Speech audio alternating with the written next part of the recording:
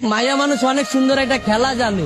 ছোটবেলায় পুতুলরে মানুষ বানায় খেলে, আর বড় বেলায় মানুষকে পুতুল বানায় খেলে। বিয়া করছিলাম 5 বছরের প্রেম আর 1.5 বছরের সম্পর্ক। বিয়া 10 দিন আগে আমার ডিভোর্স হয়ে গেছে, সে আরেকটা বিয়া করে ফেলাইছে। কেন ছেড়ে গেছে এটা তো আমি কইতে পারবো না, তার ব্যক্তিগত ব্যাপার, কি জন্য ছেড়ে গেছে। কিন্তু আমি আমার সাইড থেকে ওরে কোনো কমতি রাখি নাই দেওয়া। একটা মেয়েকে যতটুকু ভালোবাসার প্রয়োজন আমি ততটুকুই ভালোবাসছিলাম। মেয়েরা টাকার পাগল, তার জন্য আমার ফ্যামিলি ছাড়ছি, সে আমার ছেড়ে চলে গেছে।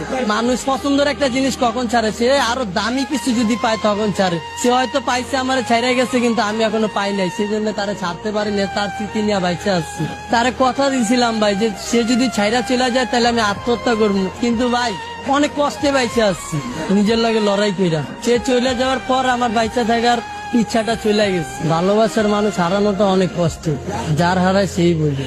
আজকে ওই মেয়ের কারণে আমি রাস্তায় ঠিক মতো খাইতে পারি না, না খেয়ে রাস্তায় রাস্তায় গেছি। আমি আমার ফ্যামিলির কাছে চাইলেও যাইতে পারি না, কারণ তার জন্য আমার ফ্যামিলি ছেড়ে আসছে, আর সেই মানুষটা আমারে ছেড়ে গেছে। নারী তুমি ধন্য, পুরুষ মানুষের মন ভাঙার জন্য। তাকে কি এমন কোনো কথা আছে যেটা বলা হয়নি, আজকে আমাদের মাধ্যমে বলবেন? তাকে একটা কথাই বলবো, আমি আজও তোমাকে ভালোবাসি। আপনার মুখে আমি একটা গান শুনতে চাচ্ছি। পরে